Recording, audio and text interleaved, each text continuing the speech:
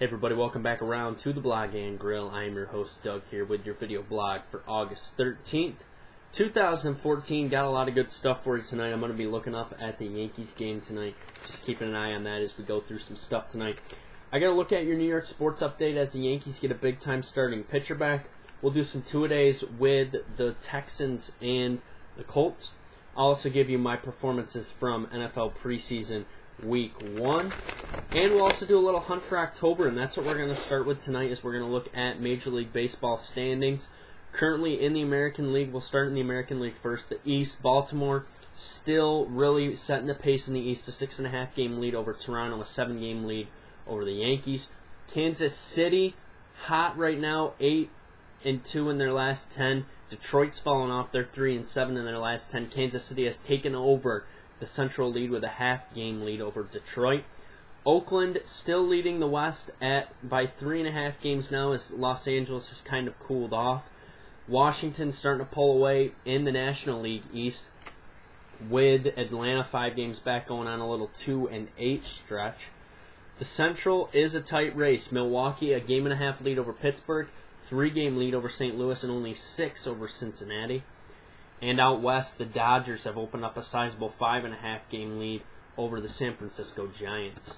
And in your wild card standings in the American League, we have the Angels on top.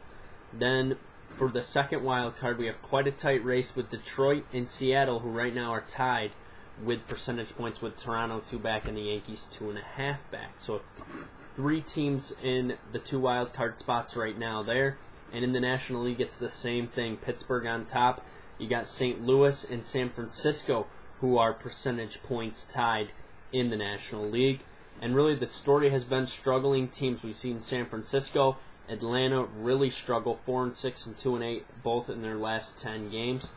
And also, in the American League, we've seen the Yankees not play great ball. We've seen Toronto struggle, Detroit really struggle, and Seattle and Kansas City have really come on.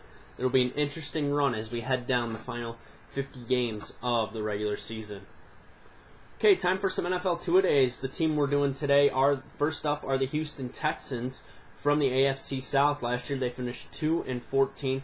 Really a team that had some very good pass defense and really some good defense all the way around, but their quarterback play with Matt Schaub and with Case Keenum was very, very questionable.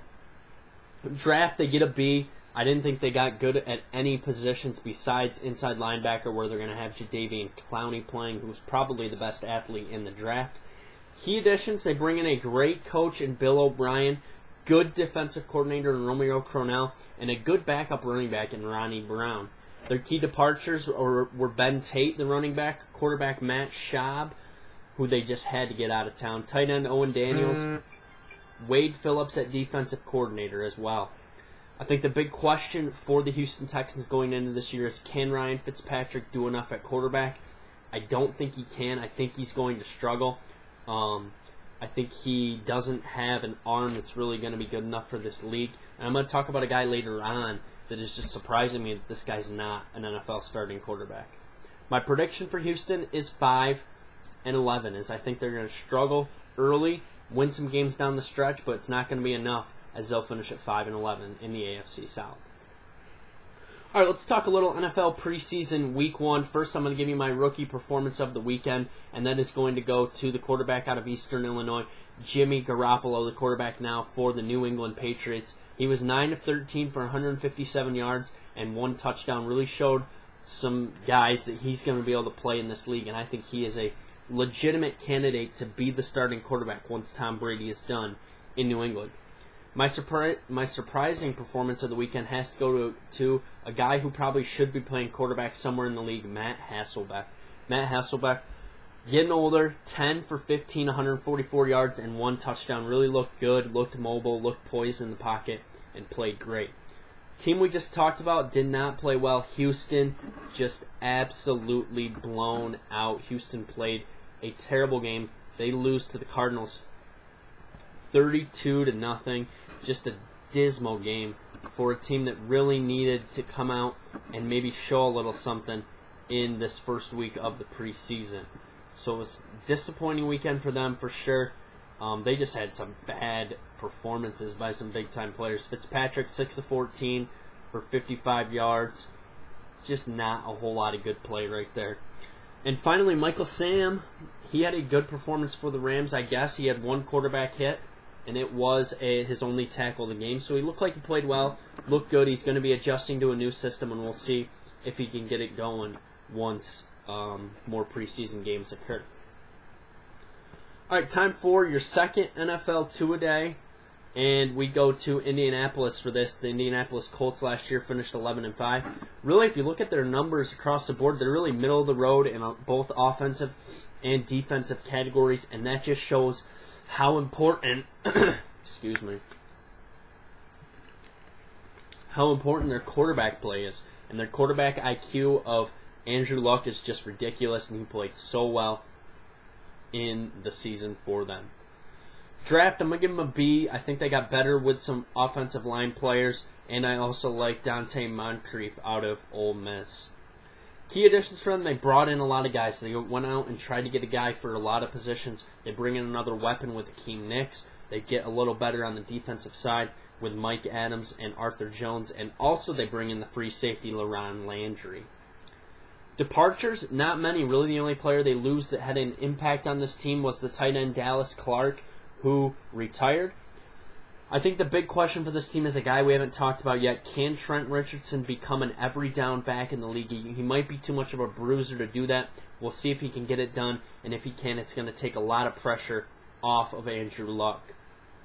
Ultimately, I think this team plays in the easiest division in football, and they will get out of it at 12-4.